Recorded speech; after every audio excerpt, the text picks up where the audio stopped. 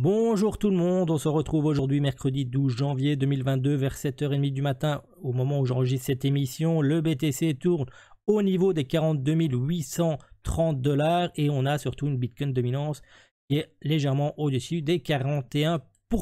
Le Crypto Fear and Greed se retrouve quant à lui toujours dans l'extrême fear aux alentours des 22. Et regardez-moi ça, on a des fundings dans le négatif depuis hier 16h. Mais petite chose négative, regardez, on a hier à 17h encore une majorité de longs qui sont rentrés sur le marché. Donc soit on a déchargé assez le train et ça va nous permettre de reprendre cet élan haussier, soit on va devoir encore faire une mèche de correction pour pouvoir sortir toutes les personnes qui sont rentrées en effet levier sur la journée d'hier. Chose importante que je ne vous ai pas dit, c'est qu'on a les spreads dans le négatif depuis début décembre et des fundings qui sont en concordance. Donc là, j'aimerais bien voir encore des fundings dans le négatif pendant quelques heures, voire 2-3 jours, pour vraiment nous permettre de reprendre ce fameux élan haussier dans le temps. Au niveau du SP500, on peut voir une légère reprise de plus de 2% depuis hier. Donc cet support nous a permis de reprendre un élan haussier. Au niveau de l'indice du dollar, une correction de moins 0,58 depuis hier matin. On est sur le bas de ce range que j'ai tracé. Moi, ce que j'aimerais bien voir, c'est une cassure de ce range. Pourquoi pas revenir dans les 0,382, ce qui nous permettrait de reprendre peut-être un élan haussier au niveau du BTC et au niveau des altcoins en général.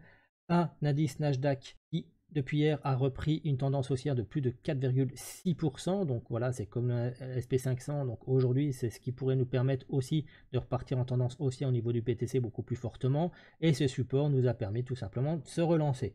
Au niveau de la Bitcoin dominante, je vous en ai parlé tout à l'heure, on peut juste remarquer qu'elle est en latéralisation. Le titre de ma vidéo d'aujourd'hui, si vous avez bien compris, c'est que le marché nous manipule depuis début décembre. Et regardez, je vais vous le montrer parfaitement. Ici, on est sur notre graphe en weekly. On est sur un triangle ascendant. Et regardez, mais il a cassé à la baisse. Et on est venu parfaitement mêcher le bas de cette mèche. Donc au niveau des 39 650 plus ou moins. Et ceci, c'est juste la sortie d'ici que je suis venu remettre au niveau de la cassure. Et on arrive parfaitement au niveau de ce niveau. Regardez en daily, on a exactement la même chose. Ici, j'ai d'abord un premier triangle ascendant.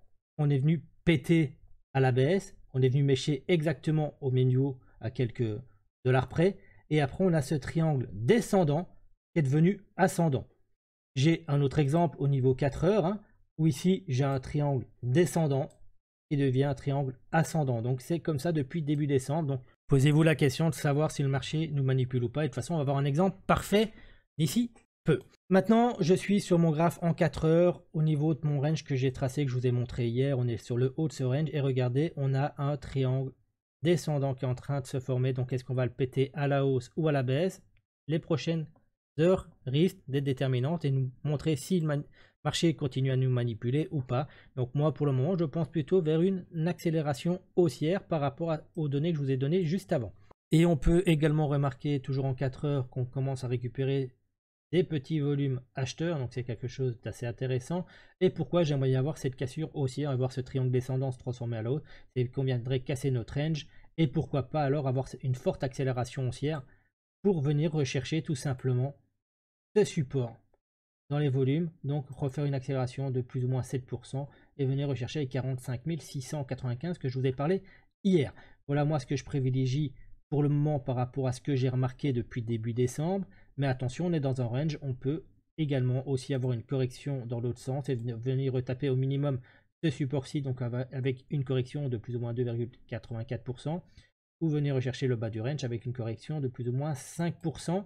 Ce sont les prochaines heures qui vont être déterminantes de toute façon et il va y avoir un élan d'ici fin de semaine assez important dans un sens ou dans l'autre par rapport à toutes les données qu'on peut avoir. Maintenant, passons en une heure. On va examiner un petit peu ce qui s'est passé sur la journée d'hier. Donc, à l'ouverture, hier, 9h du matin, on s'est retrouvé avec une légère correction au niveau du marché européen, mais surtout une grosse reprise à 17h avec le marché américain.